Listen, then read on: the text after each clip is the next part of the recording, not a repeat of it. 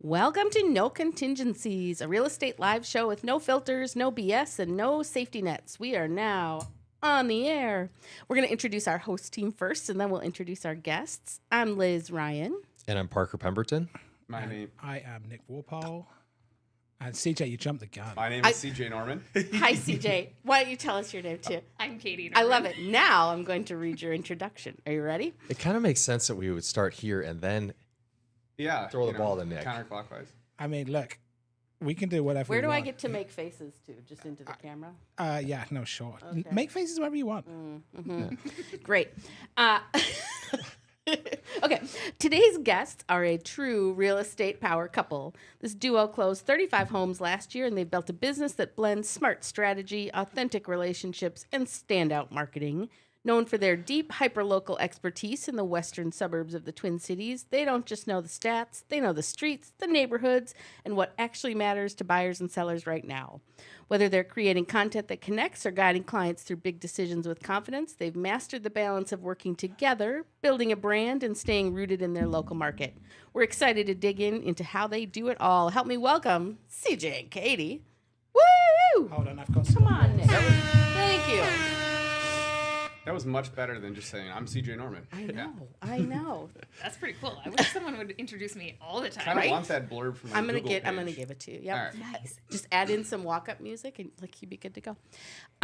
Hey, we're gonna get to you two in just a minute, but we're gonna do a little deep dive with Parker first. At yesterday's company meeting, we broke into groups by geographical regions to talk about different areas of our local market. It's such a gift to be able to do this and network with other professionals, but I wanted to stop for a minute today and get some insight from Parker on why this matters. Parker, why is it important to be an expert on your local market? And with so much information available online, why is local kind of boots on the ground experience and knowledge important? From a real estate agent's perspective, Yeah. Like if you're a client and you're looking for an agent, you want to find somebody who has that hyper local knowledge. Why? well, I mean, if you look around the Twin Cities, there are some areas that you need to know the street. The street varies from street to street, from block to block. There's school districts that are much different from each other. You could have the same house or similar house built by the same builder at the same price point across town, and they're totally different scenarios when it comes to it. So, I mean, I think knowing your local market is the true advantage that you hold that always makes you the expert. And I always tell the company it's the difference between what we can do at a local level and what Zillow and Realtor.com can do at a national level, because they're never going to be able to walk down your sidewalks. So I think agents should just be really true to what they know best and be specialists in the markets that they serve and show that. Yeah. What specific elements of local knowledge are important, are most important, like schools or things to do for fun or safe? Like what factors?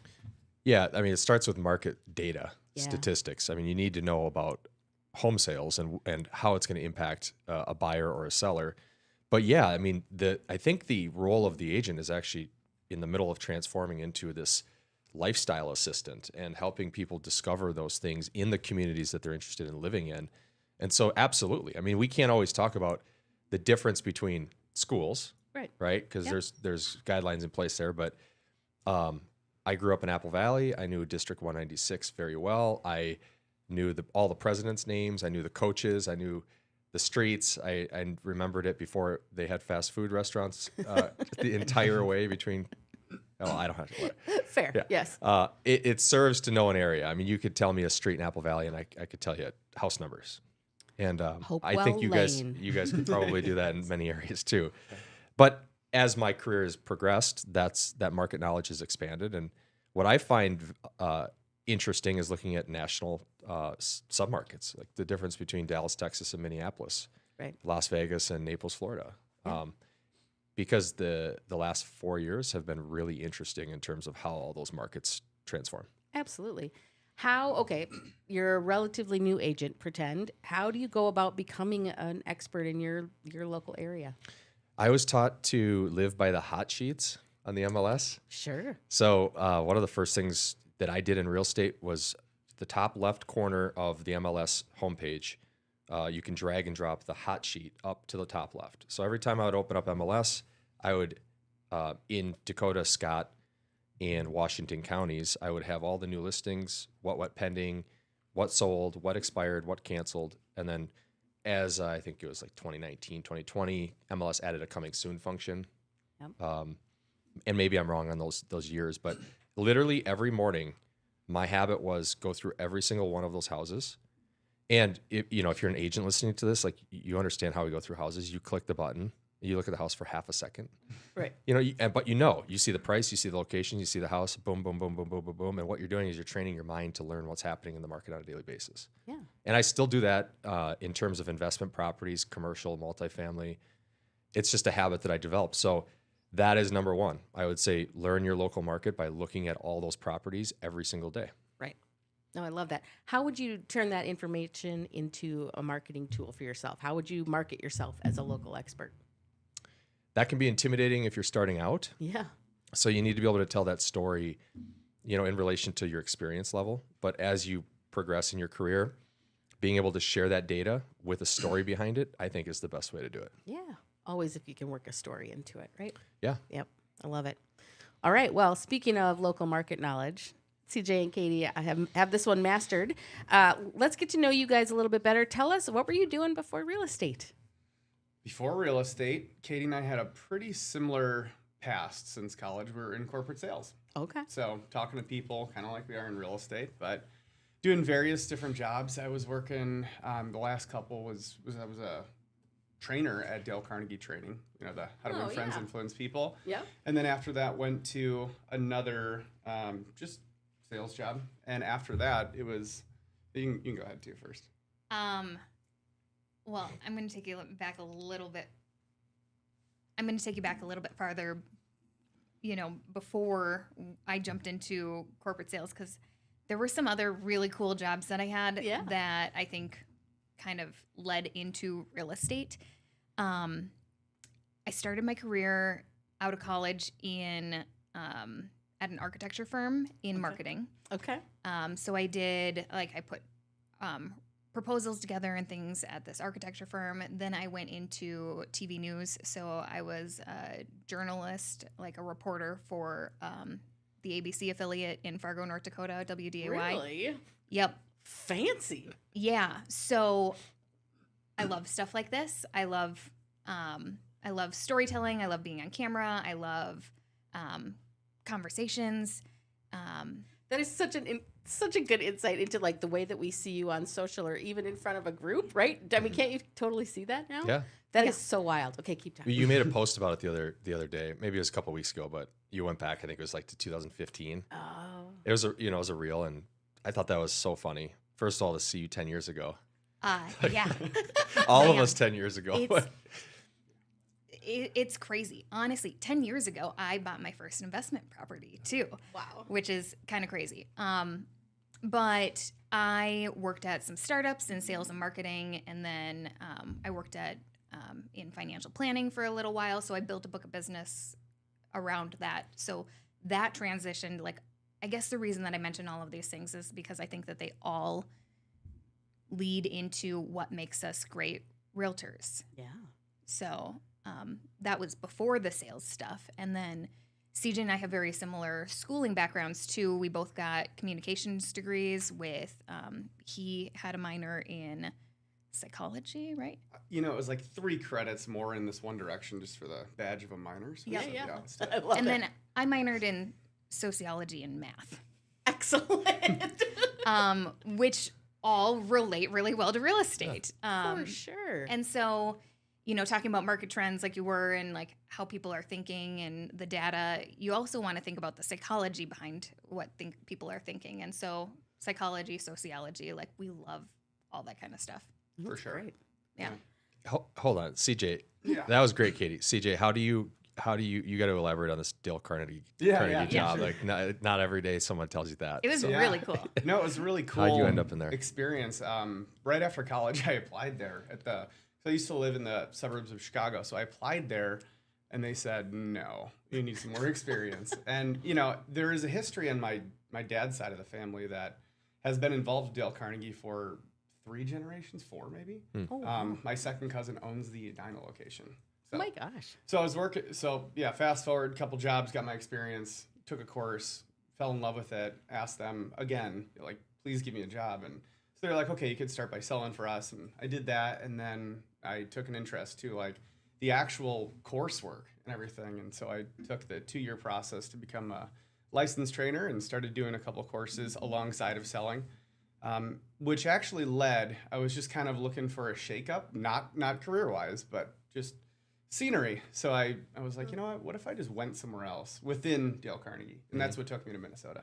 Wow. So kind of worked under my second cousin's wing for a while. And yeah, and then, just, I think I was 26, 27 at the time. And I was like, I think I want to just chase the dollar. So I left and I was still trading for a while. And then, that didn't really spark it for me. And then that kind of transitions pretty much into real estate. Yeah. A fun little side story is CJ and I met at a networking group. Amazing. And because we were doing a lot of networking for the jobs that we were in at the time. I was at Northwestern Mutual. He was I at had Dale no Carnegie. friends here in Minnesota. I mean, I was like a month in. I'm like, I have to get plugged in. Yeah. Well, Fair. Yeah. the group that we were part of was Young Professionals in Minneapolis, which was it was a really awesome group at the time. In full transparency, I don't know what's happened to it since. Yeah, we're not keeping up with it anymore. Because we're not really young professionals anymore. Getting midlife professionals.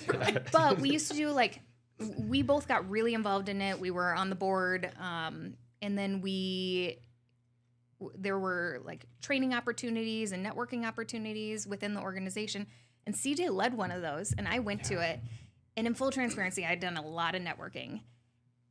And I was like, I don't know what I'm going to get out of this. But CJ was leading the course. Yeah. And I was like, well, let's go check it out.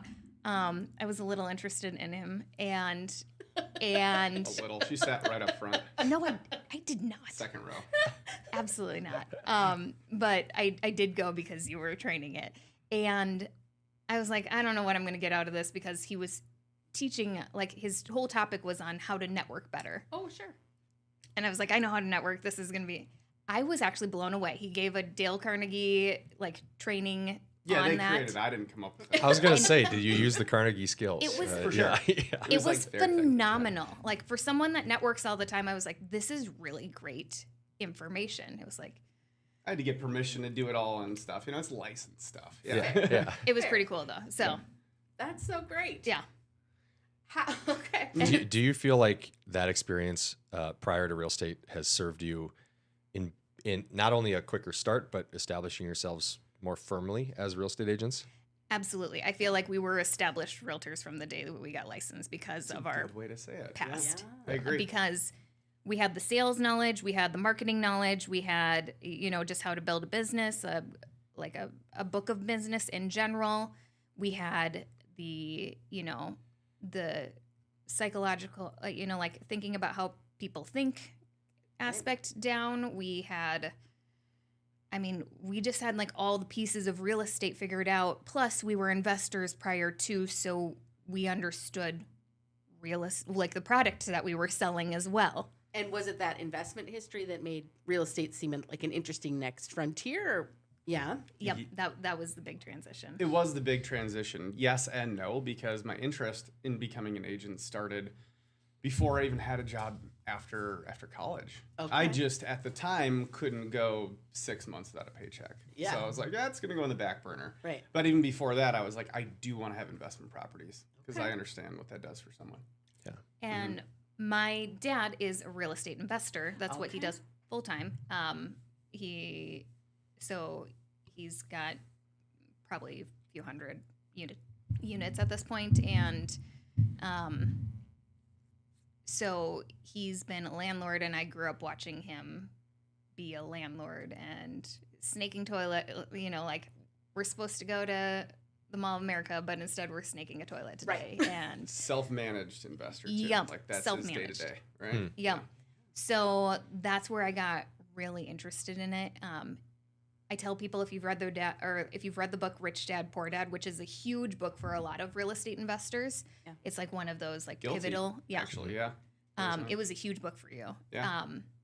I grew up with my mom and my dad were never married, so I grew up with my mom. I watched my dad build this real estate business. And I grew up in northern Minnesota with a smaller, we weren't poor, but we were not like super well off, just a very average middle class family.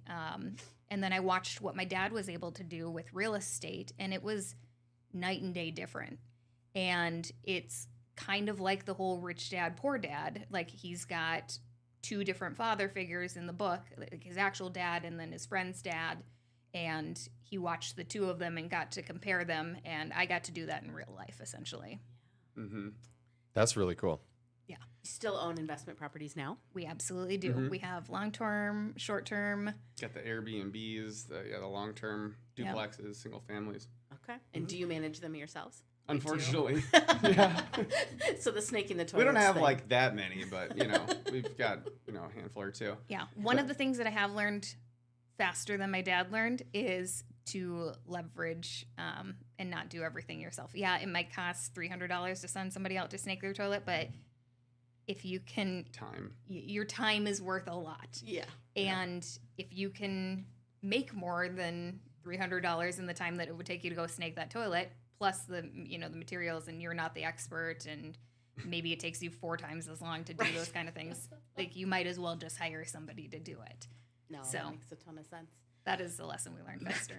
Yeah. So you jump in from having established sales careers and networking skills. How do you get those first few clients? Who are they, and how do you convince them to work with you? Like, how does that start happen?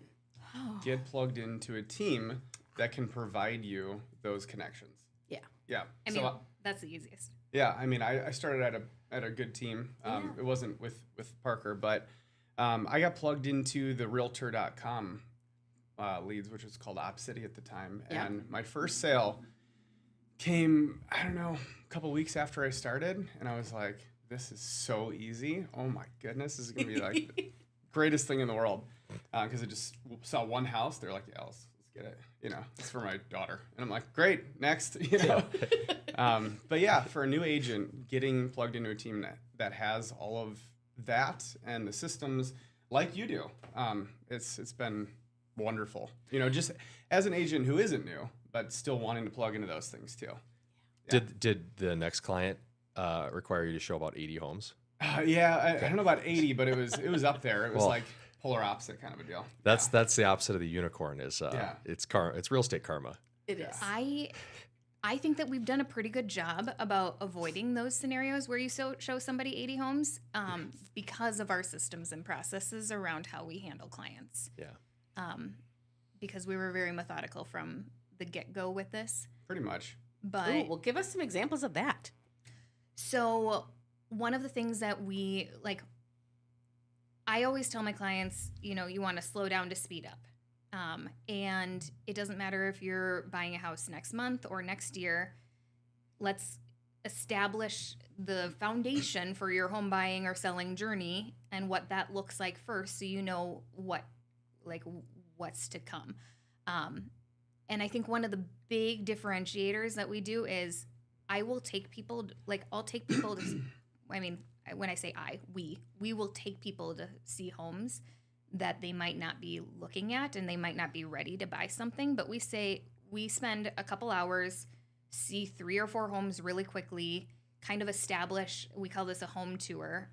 There's no intention of buying any one of these homes, so we go out and see a few right from the get-go, and we utilize those 2 hours to teach them about houses, because if they're, doesn't matter where they're at in their home buying journey. Like, not everybody knows what to look out for. Right. It doesn't matter if they're first, second, third home. If you've lived in a home and done home maintenance, maybe you have a little bit more knowledge, but not always. Yeah. And so I'm pointing out things like there's cracks in the tile. And so if it's in a bathroom floor, you want to beware of, like, we should probably look at the basement underneath it to make sure that no water's been dripping through or things like that. So just typical home things that we want our buyers to be looking out for. But this home tour is really their opportunity to just divulge everything they like, don't like, want, don't want. I don't care if they walk into a split level home and they're like, absolutely not, we can't do these. It's our opportunity to weed out what they don't like and work smarter, not harder. So we're establishing this baseline of what they want, and it gives us this permission to tell them no in the future. Yeah. If that makes sense. So when they say, hey, I want to see this house and it's a split level, and they told me no split levels, I can push them and question them. Are you sure? Yeah. You said this was a deal breaker before. So, That's kind of amazing because, I mean, I think most agents will tell you they'll sit down and do a buyer consult where they'll say, tell me your wants and needs. Tell me what things are important to you. But to actually do it in the field, do you, like, have you tried that both ways? Have you had yeah. some? Yeah. and I mean, we do a little bit of both of that. Yeah. Yeah. But I guess I haven't split tested it if you're thinking about. Sort of, yeah. Yeah. I have. Have you? Yeah. So we do this mostly with our people that refer us business Yeah. because there's already some sort of Rapport, trust element right there. Yeah. What I found with a lot of the connections that we get from local Zillow people that are just, hey, click button, I want to go see a home, they don't have any trust with you. They don't want to have a long conversation. They don't even want to have a buyer consult. Right. They just want to go see the home, and you kind of need to do that consult like while you're in the home. Treat that home as like whatever, you get to see it outside of pictures, but this is where I get to know you quickly, and hopefully that you're actually serious, or you do want to work with us. Yeah. There's a lot here. This Really is smart. actually a great conversation because what you're doing there is you're disarming them from bringing them to like a stuffy traditional office environment. Like, hey, welcome to my conference room. Let me put you through a full buyer consult. Like, they're not going to be the same person as they are walking around a kitchen, looking at houses, walking around the yard, right? Yeah. So I love that strategy. But then you also touched on consumer habits are starting to shift. And as an agent, we need to be able to meet them where they're at because, this really accelerated in COVID, where agents got used to just going out and showing one house and being like, hey, you ready to write? I mean, because you kind of had to, right? Yeah. And all the agents getting in at that time were like, wow, this is just the way it is. Like, and people would open doors and say, do you want to make an offer? Okay, open the next door. Do you want to make an offer? No. Like what you're doing, you're getting to know them through the showing process or through the real estate process. I love that. Yeah. And I'm ensuring that they're like intentional, smart, educated home buyers, which is going to alleviate burnout because if they, obviously it's great for us because we're narrowing in on what we actually want to see and again getting that permission to tell them no, so I'm not seeing 80 houses. Yep. But at the same time, I'm helping them avoid this burnout because if they see 80 houses, they get this analysis paralysis where they're like, this is too much. I'm exhausted from this process. I don't even want to buy a house now. I'm just going to rent another year. Yeah. It's like, or I'm going to stay in the house that I currently live in, whatever their scenario is. And it's like, well, that's not what we wanted. That was not the goal. And that wasn't, It's not even what they wanted. not, yeah. No. Yeah.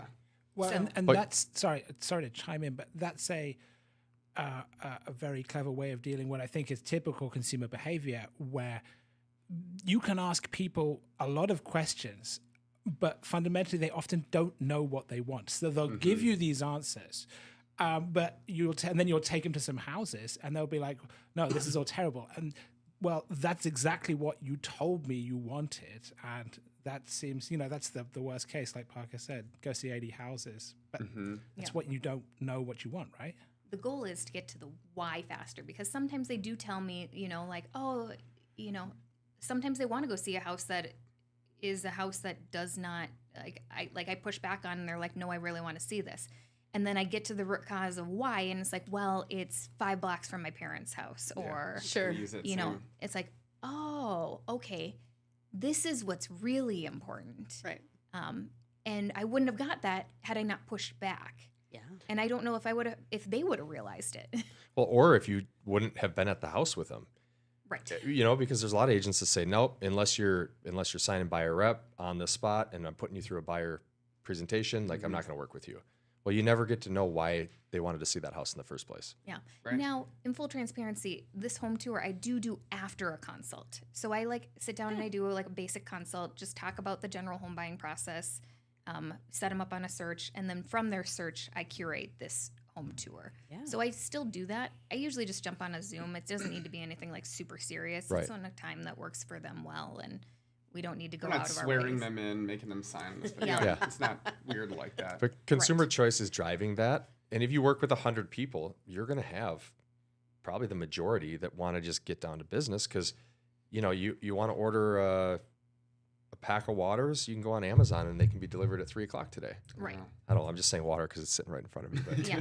you want to buy your 3-year-old a Lego set, like I did this morning. I did see that. Yeah, Yes, you I did. point and click, and you get them the Lego set, and it's Yep. here tonight, and we get to build it tonight. That's exciting. And that's how we're being trained, right? Yeah. It's just where the world's going. Absolutely. So as an agent, you need to be able to meet them where they're at or slow it down. Yep. Because we also work with those clients that they don't do e-signatures. Yeah. You drive to the house, and I love Right. those ones because like sit at the kitchen table Yeah. and like We love those too. it's so great, you know, because they're not in a hurry. They understand the different markets. But this new generation is point, click, get it now. Mm-hmm. And that's something that we constantly are looking at in terms of how we service clients. Yeah. In the age of AI, too, people are more educated coming Yes. to the table. By the time they click, I want to go tour this home, now they're kind of knowing a little bit more than they did even a couple of years ago. And to comment on that, back to what we said in the beginning, AI, as great as it is, it doesn't know that that one block in South Minneapolis had a sewer issue, right? Like they had clay tiles that 4 of the 5 homes on that street had cracked tile. Yeah. So if you don't have that local knowledge of knowing, hey, I've been working this market, I know what's going on here, we should do a sewer scope, you could save your client, I mean, unlimited money by Yeah. knowing that stuff, right? Gosh, I I was know. going to say 15 grand, but it's probably 30 grand now just to, Oh, it can be. right? Yeah. I mean, depending on the situation. So, I mean, there's a reason why Ron the Sewer Rat has about 50 vehicles driving around town. Yeah. Exactly. Oh my gosh, that is quite the business. You remember Ron, though, Tree in the early roots. days? It was just Ron. And now he's got these big, huge, awesome branded trucks anyway, because that's an issue with older homes, right? And it's a Absolutely. need. 100%. And it's a big one. Like A big one. it is not something that you want to miss. I have been a sewer listing scopes. agent and had buyers not get sewer inspections on my listing, and I'm like, ooh, this is not good. But it's not my client. We've gotten burned on Yeah. a home because of a sewer issue. That was an investment that still is an Airbnb. But Yeah, we took yeah, the that was risk. not cheap. Yeah, to get a liner and everything. Well, a little disclaimer for all agents, make sure you watch the video or you're there for those sewer scopes because you learn a ton. Oh, yeah. I mean, it's icky too, but you stick the thing down there and you watch the whole thing. It's very interesting. Yeah. And then you can point out cracks and roots and clay versus PVC and yeah. Oh, absolutely. Disjointed. Yeah. Yeah. Okay, so knowledge of specific neighborhoods and knowledge of houses in general. What other ways are you providing value to clients in a digital world where they can do so much of the research on their own? Well, after this, we're going to record our podcast. Ooh. We've been doing that. I think this will be the recording of number 6. Which Excellent. is sweet. And yeah, we both really love it. But it's just important to be out there in the digital world on as many places as possible that are saying the same thing about you. Yeah. Because that just creates authority. And then there's this new thing, not really new, couple months, maybe half year old, AEO, right? Answer engine optimization. So Yes. ChatGPT and all the Geminis and stuff. Are they finding you? And like, how do they find you? It's like your website and you being mentioned in Chambers and on YouTube, Right. Spotify, your own website, Zillow, all those things. Yes. So it's an ongoing thing to keep adding new things Right. where we're showing up. I've got a story about that recently. It's you're early still, I think, but I had to get someone to come break into my car and cut me a new key recently, and I found the service on ChatGPT. I left my key in Florida. Don't ask; it was bad. But I pulled up and he came and he did it. It took him 20 minutes. It was great service. And I said, "Do you know where I found you?" And he's like, "No, where?" And I'm ChatGPT, and he couldn't believe it. Really? And I showed him the result, and I'm like, "You gotta keep doubling down on that. Work out why you got found on ChatGPT, and keep going, because I'm guarantee you, I'm not the first person. So you're on it." That's awesome. No, and I love that you guys are doing that because when people, it's like a super intentional lead. If somebody watches you and reaches out, Gosh, yeah. And the way that you speak the words is really how you form rapport with somebody. It's not how we type or how we look on a Zillow profile. So you will get opportunities from that. You just need to continue to be consistent with it. I was in the locker room with Blake. We always joke about this, but Lifetime locker room about a week ago, and this random guy looks at me and goes, "Hey, you're the real estate guy on YouTube." And I'm like, I mean, there's like a lot of them on YouTube. You bet I am. He's like, "No, you guys just went independent. You're in Edina." And I'm like, Yeah. Wow. and I obviously You have do the know luxury me. of having this great team that does all of the posting and the marketing for me, right? Right. But just being here and filming and doing these things adds to that, right? Totally. Absolutely. Like, dude, can we at least wait before we get me out of the locker room first? Right. I've got a towel on. Like, can we go upstairs? Like, But I mean, there is something to the people that find you online because we're in this information age where, like you said, people are getting they're doing a lot of research ahead of time before they just choose a random realtor. And if they have been following you, they clearly like your advice. They know your personality. They know they want to work with you. You don't need to sell them at all, Mm-hmm. which is really cool. So that's special. Yeah. It's wonderful. What other things are you doing, sort of daily activities to keep the pipeline full and keep prospecting? So I'm gonna go back to that AEO thing. Yeah. So I wrote it down on my paper. Did you see that? Yeah, I did. I was like, ooh, AEO. Ooh. Unread. When did we start the new website? I don't know. Maybe like Towards the 4 months ago. last year. So I had a website since I started through like HomeSnap, which is like a subsect of homes.com now. Yeah. That just gets Homes.com you- ruined it. I'm just going to say it. for sure. HomeSnap was better, but Yeah. It was cool. It looked professional, Yeah. but you couldn't do anything with it. Okay. You could add like your background, your bio, but you couldn't create landing pages or anything. Yeah. And, that was always on the back burner. And then I find this company, currently working with Real Savvy. They've been pretty awesome to work with. And I said, that's the number one thing I need over the look and feel. Yeah. I need to be able to create my own landing pages. So they're like, yeah, you can absolutely do that. So I had to figure out how to do that. It's an involved process. It's a very Yeah. involved process, and I'm not like a technical brain person by nature, but I've been having a blast with, here's another term, vibe coding. Ooh. ChatGPT. I've heard this Yeah. one before. So ChatGPT, building a ChatGPT for me to go off of my vibe code, which is essentially producing HTML code to create a whole landing page based on the vibes I give it. I love It's that. amazing. It takes a lot of edits and so on and so forth. But I have we have, I don't know, 50 to 70 landing pages, all different topics. So we've been showing up in people's ChatGPT responses. I just got an awesome new client out of that just like last week. Give me an example. Like, what would a landing page be that would show up in Well, it? this specific one, because I had the right tags, was just like an elevated get to know CJ and Katy Norman. Huh? And then there was a contact form at the end, but it was just like who we are, areas we serve, everything about us, Yeah. our backstory and everything. And then, husband and wife duo. Yeah. And we somebody was like, yep, I want to give them my life story and work with them. So, and Some yeah, of the there's been other a ones that couple. That's I amazing. know you've done have been like, just the home buying process, the home selling process, just very basic, obviously the things that people are searching. Yeah. Lake Minnetonka homes, how to find one, just stats on that because the average person lives in their home on Lake Minnetonka for 39 and years. a half years. or Oh something. my goodness. It's average tenure there. So they don't turn over very often. The turnover But rate when is they very do, low. call us, Absolutely. So Oh, okay. So you spend a lot of time on that. Have been. Yeah. What a great source. Yeah. I- Yeah, it is cool. I mean, during the cold, slower holiday months, I was doing that a lot. Now I'm busy doing other things, but I'm still Yeah. doing it. But like every topic I can think of in real estate, I want to make a page for it. Yep. And not even for like converting people on like the contact form.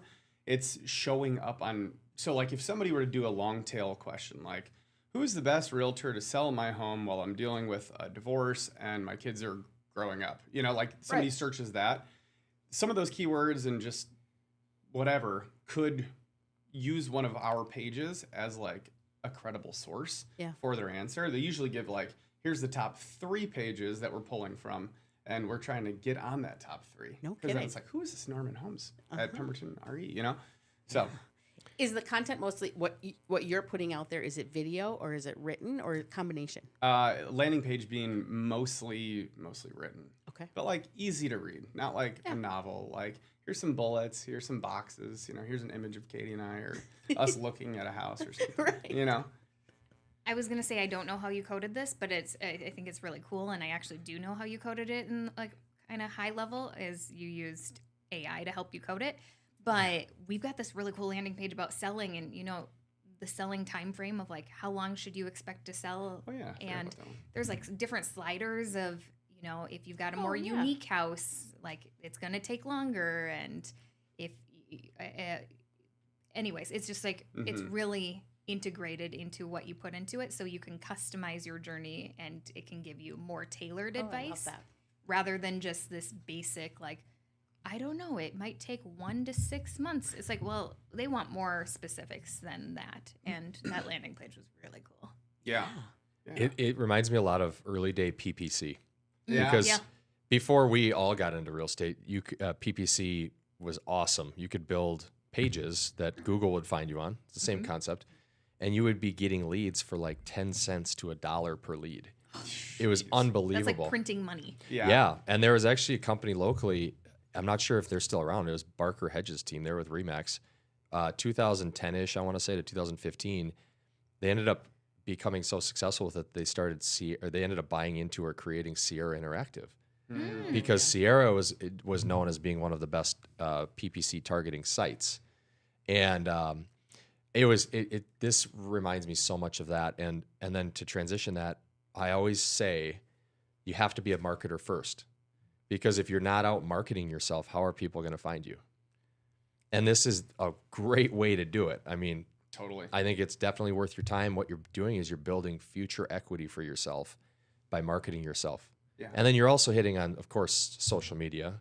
You're also calling leads. You're also following up with past clients. You're also, doing all the things. But I also say this: the best real estate in the world, agent in the world won't sell any homes unless they are a good marketer too. Right. Because how is somebody going to find you?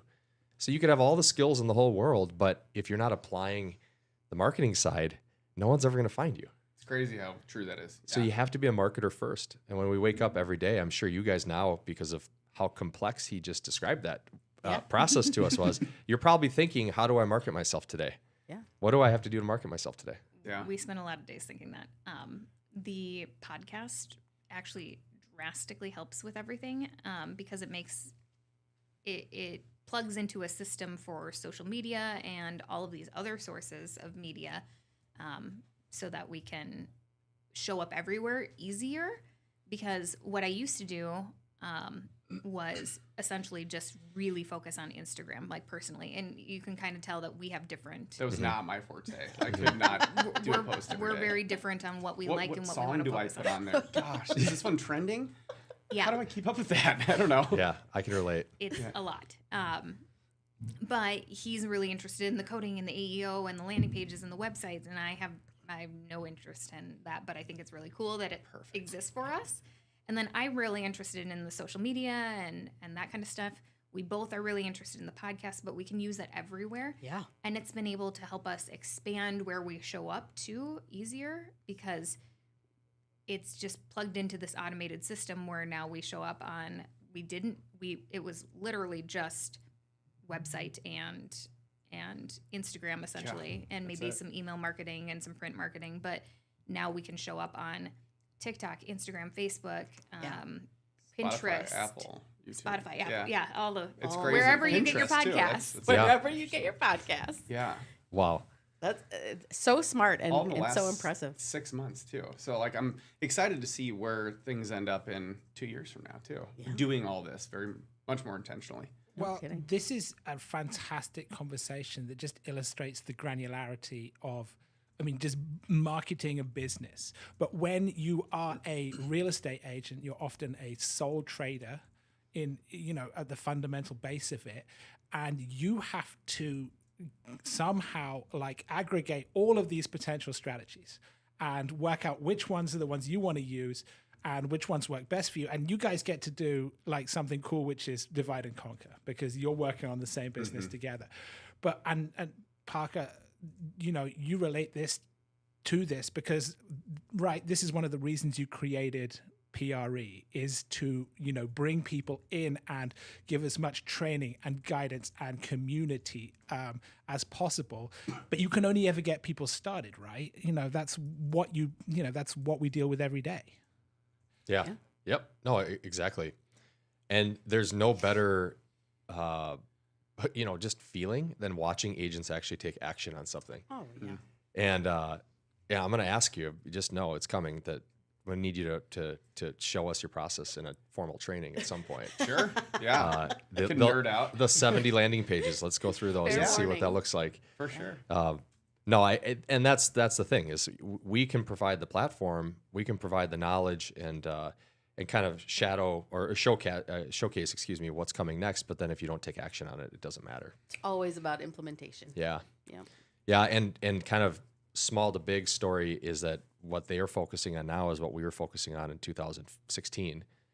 I saw a gap that nobody was really marketing themselves through Google or through Facebook, through Angie's List or through Zillow. And, in that first year, I think we got 100 Zillow reviews. Yeah. And it just exploded. And that was when we could get leads for probably $50 on Zillow.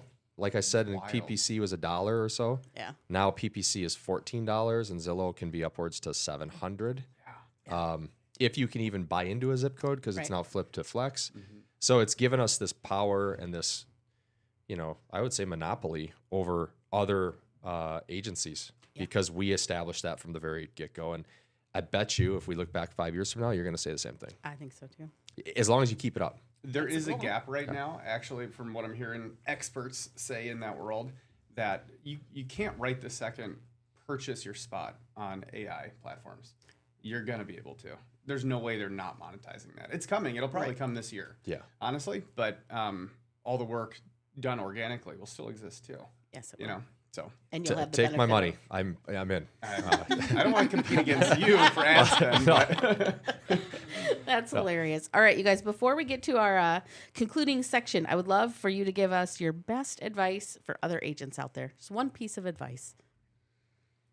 That's a hard question. I know. Okay. They knew it was coming. It's a little cliche. That's but okay. It's first off being consistent, but stick to one thing before going on to the other. Like master one thing before learning and mastering the next thing. Yeah. Within real estate. Like certain things in the past, whatever, finish them. And then like this AEO stuff, like I dedicated a lot of time to, I'm not like a master at it, but I dedicated a lot of time to really understanding it before getting sidetracked with the next shiny thing. Yeah. And if you're not consistent, you don't see something through, you're never going to know if it actually produces the fruit that you're looking for. So that's important. I think my biggest piece of advice is where you are and the support you get really matters. Yeah. And so, like, this is going to also sound a little bit cliche, but all good advice does, right? Yeah. Pemberton RE is a great place to be. I firmly believe that, and I'm not just saying that because we're on your podcast and that we're on the team. But we've been other places, and I think that the tools, resources, technology, support, training, development, all the things that are offered to us, whether or not we take advantage of everything. Yeah. But the things that we do tap into allow us to do more and to do what we're doing now at the level that we're doing it at.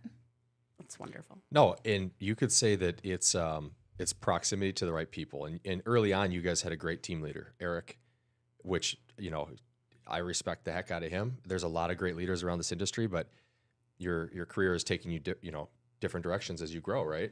And so I think just proximity to the right people is really the key. If you're around the right people doing the right things, the chances of you becoming one of those people is probably pretty good. Mm-hmm. Yeah, proximity is power, right? Yeah, yes, and your needs can change over time. But one of the things that I really like about here is it's growing so fast that it's really hard to see outgrowing it. Right. Mm-hmm. Yeah, love that. And our goal was to have that in place. I mean, we have the best model in real estate It's different than all of the other brokerages in town. And that's because we built it from a team level, from that support. And so you can grow to the very top. We have agents doing $27 to $30 million in production. I mean, and there's something that we can offer at every step. So that motivates me to wake up tomorrow and say, what's the next thing that we can do to impact agents? And we talk about this all the time, but our framework has always been, how do you empower agents and help agents do better in their daily lives? Exactly.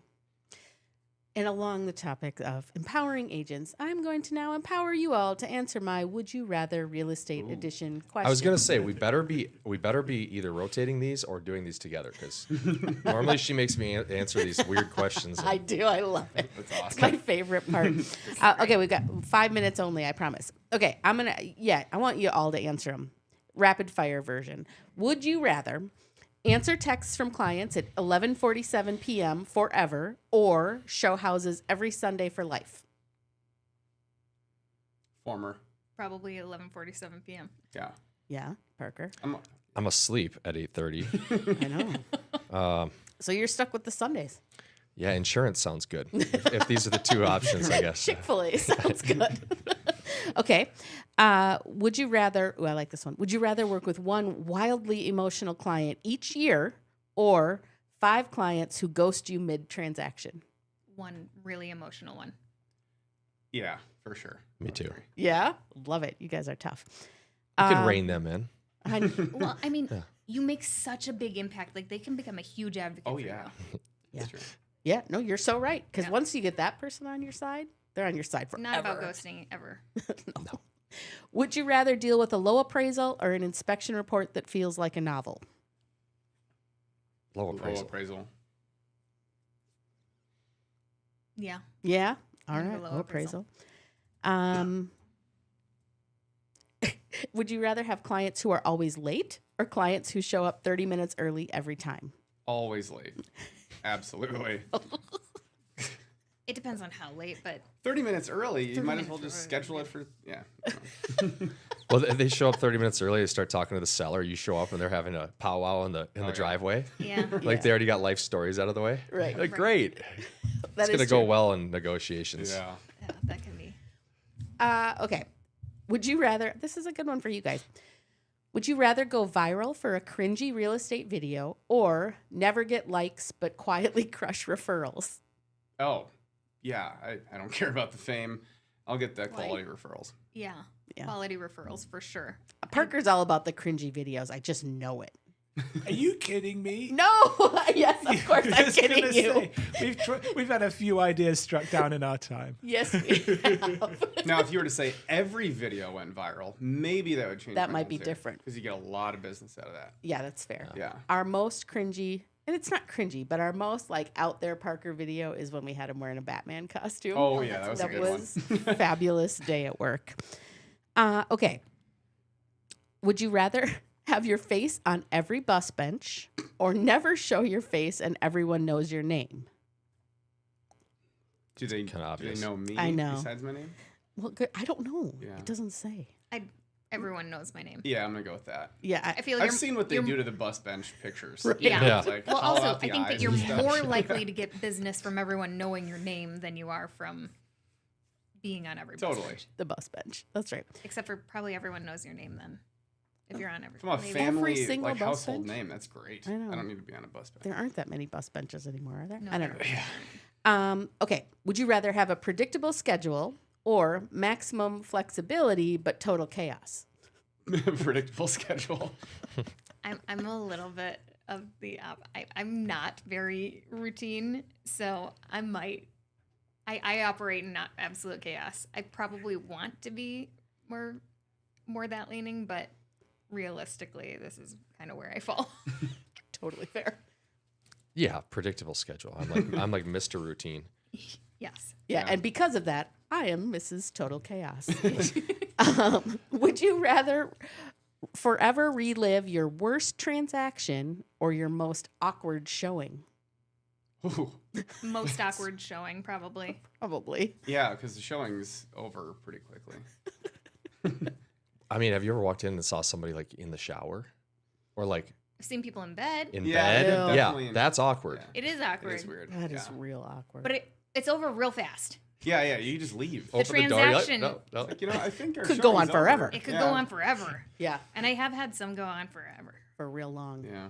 Yeah. Our son might be home. Hey, our son might be home. Okay, we got to get in there. And then 4 or 5 of his friends are downstairs playing video games and smoking weed. Yeah, for sure. Nope. That's happened to me a dozen times. Yeah. Early on, when I was an assistant, someone made me go babysit what was honestly referred to as the cat room. Well, there were people there for showings. This was a seller who took in stray cats in St. Paul and had a room where the stray cats lived, but she had to keep the windows latched because the cats would escape. I'm like, Jeez. maybe they don't want to live with you. But I had to babysit the cats in the cat room. That would be my most awkward That's a nice showing, and fun I've never fact. had a license. Isn't Yeah. that great? How many cats were in that room? Yeah, a lot. It was a Enough. lot. How'd it smell? It's not good. Right. But also, I feared for my life because they weren't happy cats. Oh yeah. Okay, last one. Would you rather never negotiate again or never write listing remarks again? Never write listing remarks Listing again. remarks. Ooh. I mean, I really enjoy negotiating, but it takes time. Listing remarks, ChatGPT's got me in 30 seconds max. Yeah. I mean, I suppose when you put it that way, I'm just thinking that I can make a huge difference in the negotiations if I'm leaving that up to somebody But else. if you I don't didn't know. have to, and you could just snap your fingers and it went your way, you Well- didn't have to Well, negotiate. then Yeah. I'm switching my answer. Right. Fair. I can write some pretty cringy listing remarks. Just don't reference the cat room. Yeah, It's fun. right. All right, guys. CJ and Katie, thank you so much for being with us. That is it for today's episode of No Contingencies. If you got value from this conversation, take a second to share it with another agent who's serious about growing in this market. If you're looking for a brokerage that's forward-thinking, accountability-driven, and built for the next chapter of real estate, let's talk. Thanks for listening. Get out there and make something happen. Thank you. Thanks, guys. Thank you. The applause.